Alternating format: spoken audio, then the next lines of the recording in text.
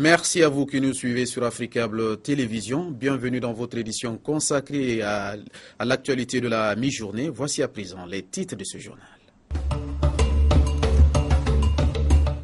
Ban Ki-moon est en tournée dans les pays touchés par Ebola en Afrique de l'Ouest. Le secrétaire général des Nations Unies a assuré de l'appui de la communauté internationale pour endiguer l'épidémie. Il est attendu ce samedi en Guinée et au Mali.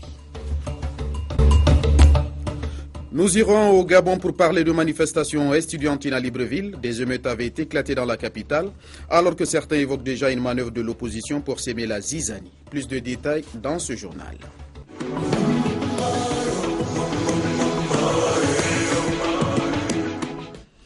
Voici pour le sommaire. Bonjour à toutes et à tous.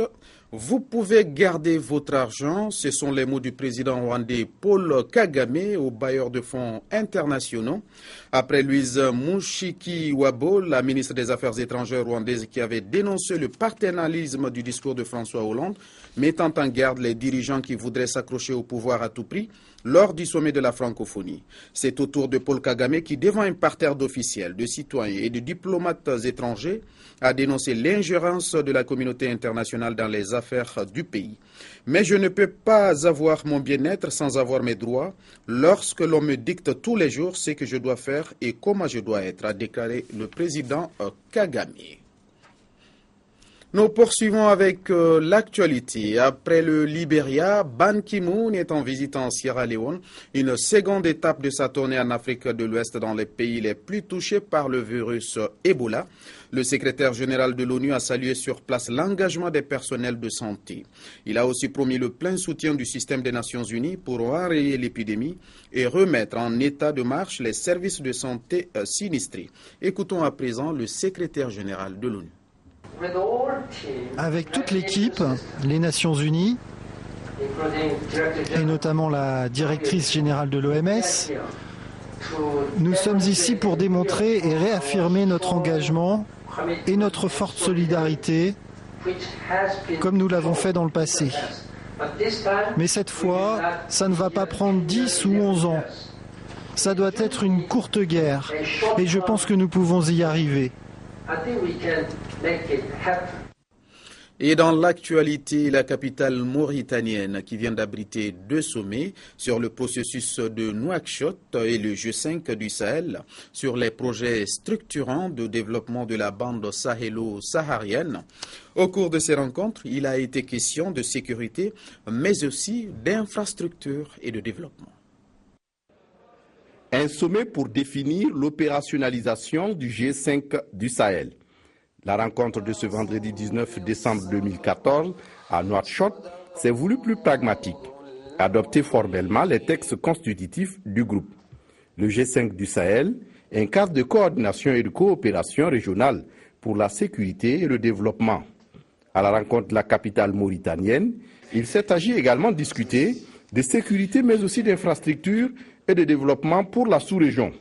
Le terrorisme prospérant sur un terreau fertile comme la misère et la pauvreté. Il y a juste 10 mois, ici même à Nouakchott, nous décidions de la création d'une organisation régionale regroupant nos 5 États. Dans le but de coordonner nos politiques et nos actions, promouvoir notre intégration économique et relever ensemble les multiples défis auxquels nous faisons face. La rencontre de Nouakchott s'est félicitée également du travail formidable des experts sur la formulation d'un programme d'investissement prioritaire pour la période 2015 à 2017. Un programme qui va coûter environ 15 milliards de dollars. Déjà, des partenaires comme la Banque mondiale, la Banque africaine de développement, les fonds arabes, les Nations unies et l'Union européenne ont donné leur accord pour accompagner le processus. Au Burkina Faso, peut-être une chance pour les victimes de pillage de casse des 30 et 31 octobre de retrouver un objet perdu. La police nationale vient de mettre la main sur quelques objets subtilisés et les prix sont exposés au commissariat central à Ouagadougou. 103 engins à 2 roues, 3 tricycles, 280 sacs de riz, 225 bidons d'huile, 111 feuilles de tôle, des cartons de carreaux, des sacs de haricots, du couscous et divers autres lots de matériel.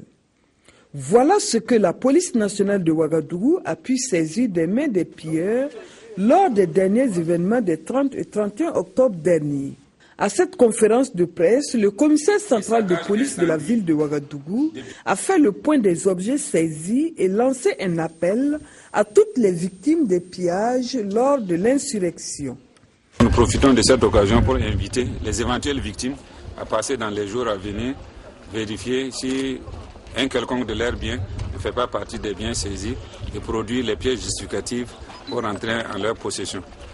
Parlant des pièces justificatives, il peut s'agir des reçus d'achat, il peut s'agir des cartes grises pour ce qui concerne les engins ou des bons de commande, tout ça, tout ce qui peut en tout cas prouver que le bien appartient aux intéressés sera pris en compte et leur matériel leur sera restitué sans frais. À tous ceux qui détiendraient encore par devers eux des biens saisis lors de ces pillages-là, qu'ils prennent toutes les dispositions pour les déposer auprès des différents services de sécurité. Mais passé le délai de 2014, à partir de 2015, tous ceux qui vont être saisis en possession de ces biens, nous serons en droit et même, j'allais dire, dans l'obligation de les conduire devant le procureur du Faso. Tous ces biens ont été saisis à l'occasion des fouilles ou par des dénonciations. Certains pilleurs ont tout simplement préféré venir déposer les biens qu'ils détenaient dans les différents services de la police. Cette conférence a été une occasion pour la police de démentir les rumeurs selon lesquelles elle procéderait à des fouilles arbitraires dans les domiciles. Le Gabon à présent avec cette manifestation estudiantine, nous l'annoncions en titre. Les étudiants de l'université Omar Bongo Ondimba ont procédé à des casses et à des brûlures de véhicules. Et ceci au mépris des lois en vigueur, nous décrit ce reportage. Les conflits ou autres revendications se règlent autour d'une table et non dans la rue. Le Gabon hérité de ses pères fondateurs, les symboles chers que sont le dialogue, la concertation et le consensus. Malheureusement, ces modes de comportement sont éloignés des uns et des autres pour des raisons que seuls ceux qui foulent au pied les notions de cohésion sociale connaissent. Comment comprendre que ces revendications estudiantines soient transformées en revendications politiciennes soutenues par certains compatriotes aux aspirations cachées? J'ai été invité par mon petit frère Auguste Eyene, qui animait une causerie. Il m'a demandé de bien vouloir y prendre part, ce que j'ai accepté de bon cœur. Et j'ai entretenu les étudiants qui sont ici présents de la situation politique du pays. Mais au fait, que cache-t-on derrière une telle manipulation? Quelles en sont les intentions des uns et des autres? Ces récents événements de l'UOB mardi dernier n'honorent personne. Veut-on transformer les étudiants en chair à canon? Notre pays n'a pas besoin de cela. C'est le lieu d'appeler les hommes politiques de tous bords au ressaisissement afin de garder ce qui est essentiel au Gabon, à savoir la paix et la cohésion sociale. Direction le Maroc avec ce nouveau drame de l'immigration illégale ce vendredi aux côtes tangeroises, au large des côtes tangeroises. 9 migrants clandestins, dont 3 bébés, sont morts noyés dans le naufrage de leur embarcation de fortune alors qu'ils tentaient de rallier l'Espagne. Une vingtaine de rescapés sont actuellement assistés au Maroc.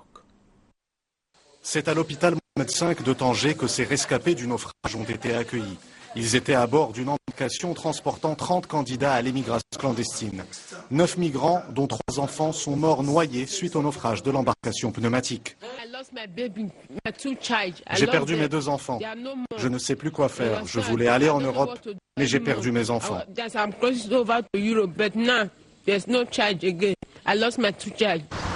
Le naufrage s'est produit au large du littoral entre Tanger et Fridq. 4 unités de la Marine royale et 2 hélicoptères de la Gendarmerie royale ont été dépêchés sur les lieux. L'opération a permis de secourir 21 personnes. Ici, nous avons reçu 6 personnes, dont 4 femmes et 2 hommes, pour des soins urgents. Ces rescapés souffraient du froid et de la faim. Ils ont bénéficié des soins de première nécessité.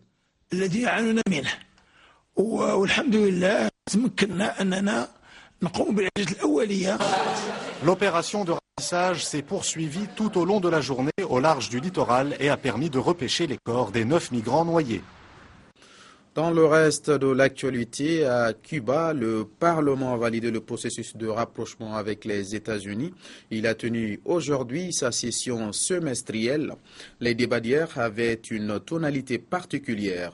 Ils se sont déroulés en présence des agents cubains fraîchement libérés par Washington. La réunion s'est achevée par un discours de Raúl Castro, initialement prévu hier vendredi, mais finalement reporté à aujourd'hui. Cyberattaque maintenant, nous en parlions d'ailleurs dans nos précédentes éditions. Il n'y a pas de doute, selon la Maison-Blanche, la Corée du Nord est bien responsable de la cyberattaque qui a visé Sony. Attaques et menaces d'attentats qui ont provoqué la controverse ces 2 jours. Barack Obama promet une réponse en direction de la Corée du Nord et estime par ailleurs que Sony a fait une erreur en annulant la sortie du film. L'affaire Sony est devenue une affaire d'État. Barack Obama vient le confirmer à la presse. Il a entre ses mains les preuves du FBI. C'est bien Pyongyang qui est derrière l'attaque des hackers contre le studio hollywoodien. Ils ont causé beaucoup de dégâts. Et nous allons répondre. Nous allons répondre proportionnellement et nous allons répondre à l'endroit et au moment que nous choisirons. Le président américain promet donc une riposte. Mais pour lui, en annulant la sortie de son film par crainte d'une cyberattaque, Sony Pictures a fait une erreur. On ne peut pas avoir une société dans laquelle n'importe quel dictateur, quelque part, peut imposer une censure, ici, aux États-Unis.